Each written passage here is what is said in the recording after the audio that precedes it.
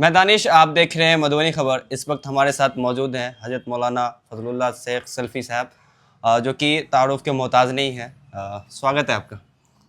آپ کا بھی سواگت ہے، استقبال ہے، ریسیپشن ہے آپ کا بھی۔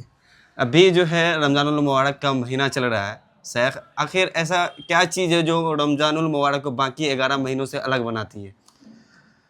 اللہ کا بڑا کرم اور احسان ہے کہ اس نے مسلمانوں کو سال کے 11 مہینہ بتانے کے بعد ایک مہینہ رمضان المبارک کا عطا کیا، اور ہر سال وہ عطا کرتا ہے، انشاءاللہ آئندہ بھی عطا کرتا رہے گا، اور ہم لوگ اس کے جو لابھ ہیں اس سے لابھانت ہوتے رہیں گے۔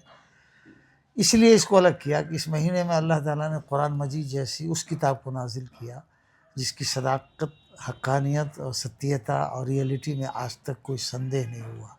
اور اسی لیے قرآن میں اللہ تعالیٰ نے فرمایا بھی ہے، شہر رمضان الذی انزل فیہ القرآن، رمضان کا وہ مہینہ جس میں قرآن کو اتارا گیا۔ رمضان کی یہ وشیشتا ہے کہ وہ قرآن کے ساتھ ہے، قرآن اس مہینے میں اتارا گیا، اور قرآن کی یہ وشیشتا ہے کہ اس کو رمضان المبارک میں اتارا گیا، اس لیے دونوں کا آپس میں بڑا سمپرک ہے، سمبند ہے۔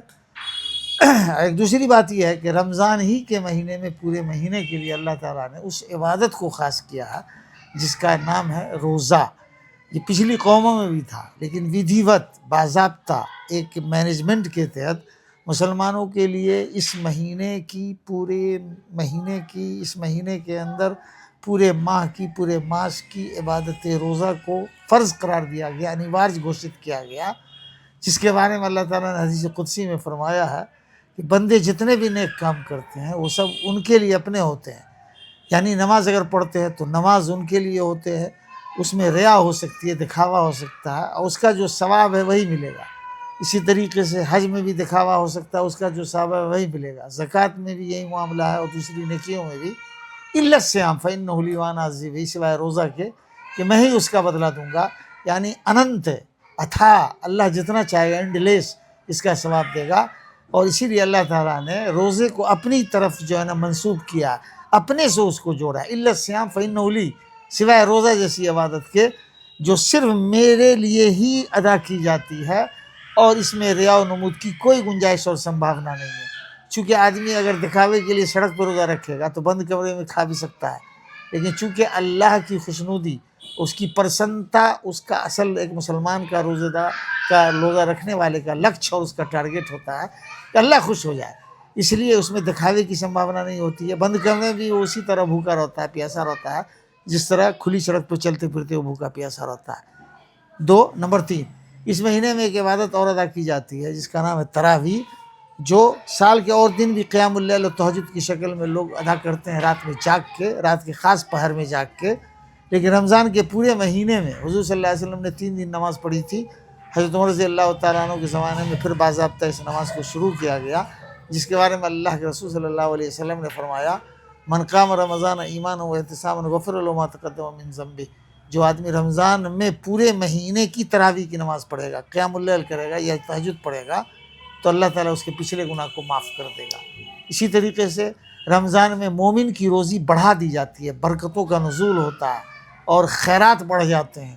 اس مہینے میں آدمی جو نفل نماز ادا کرتا ہے اس کو فرض کے برابر ثواب ملتا ہے۔ تو اس طریقے سے کئی وشیشتائیں ہیں، اس میں جو نیکیاں ہوتی ہیں ان کا ثواب بڑھ جاتا ہے۔ تو اس طرح سے رمضان المبارک کی کئی وشیشتائیں ہیں جن کو اللہ تعالیٰ نے سال کے 11 مہینوں کے بعد اسپیشل وشیش مسلمانوں کو اتنے بڑے اپہار سے سمانت کیا۔ روزہ کن کن لوگوں پر فرض ہے؟ روزہ ہر اس آدمی پر فرض ہے جو عقل مند ہے، جو بالغ ہے، عقل مند ہے، بالغ ہے، مسلمان ہے، اس پر فرض ہے۔ یعنی اگر مسلمان ہے نا، عقل مند کا مطلب عقل اور شعور اس کا زندہ ہے، پاگل پن نہیں ہے نا، جنون نہیں ہے، تو مسلمان ہے، جنون بھی نہیں ہے اور بالغ بھی ہے۔ اس لیے کہ اللہ تعالیٰ فرماتا ہے لا یکلف اللہ نفسا الا وسعہا، اللہ تعالیٰ کسی کو بھی کسی عبادت کے لیے اس کی طاقت سے بڑھ کے مکلف نہیں کرتا ہے۔ ہمارے ہندوستان میں الحمدللہ اتنے بڑے ملک میں ووٹ ڈالنے کا جو آیو ہے، ووٹ ڈالنے کی جو عمر ہے 18 سال، تو بلوغت کی وہ ایک حد اور ایک سیما ہے۔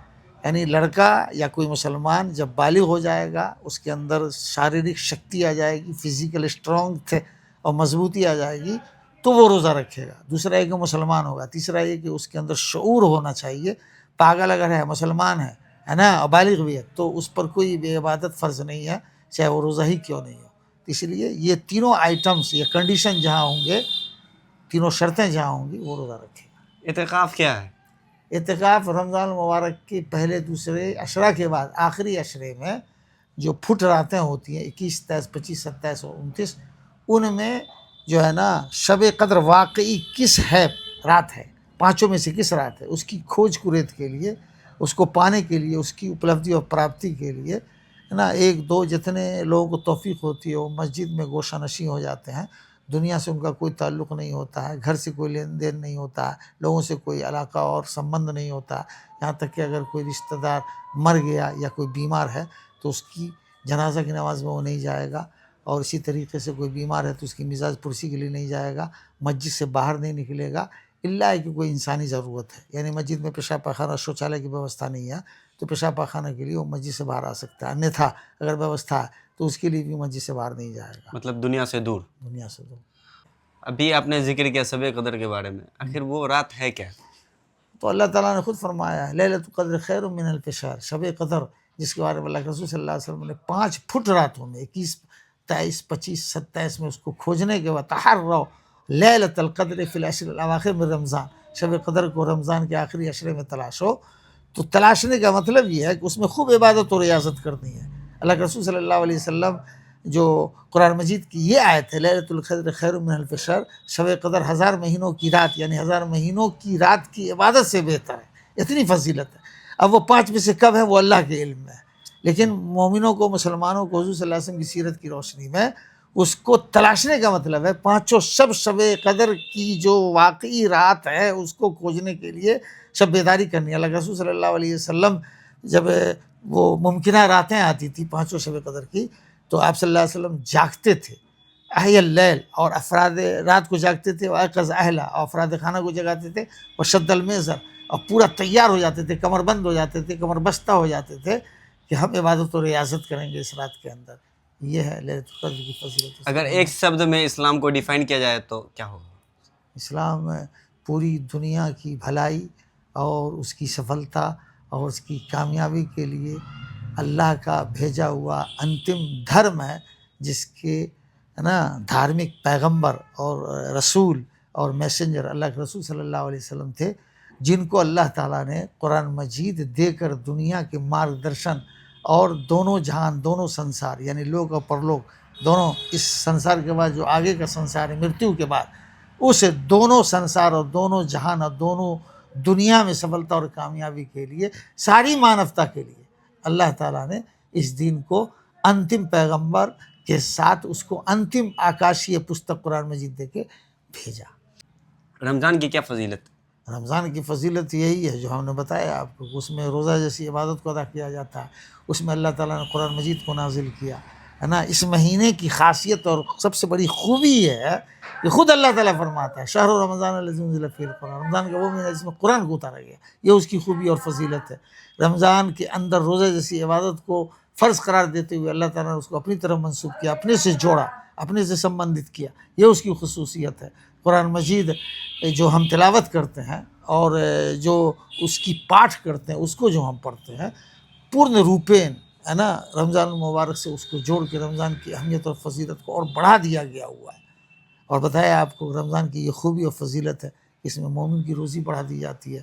اور ایک خوبی یہ بھی ہے کہ اس پورے مہینے میں ہے نا شیطان کو بند کر دیا جاتا ہے، قید کر دیا جاتا ہے، جنت کا دروازہ کھول دیا جاتا ہے، جہنم کا دروازہ بند کر دیا جاتا ہے.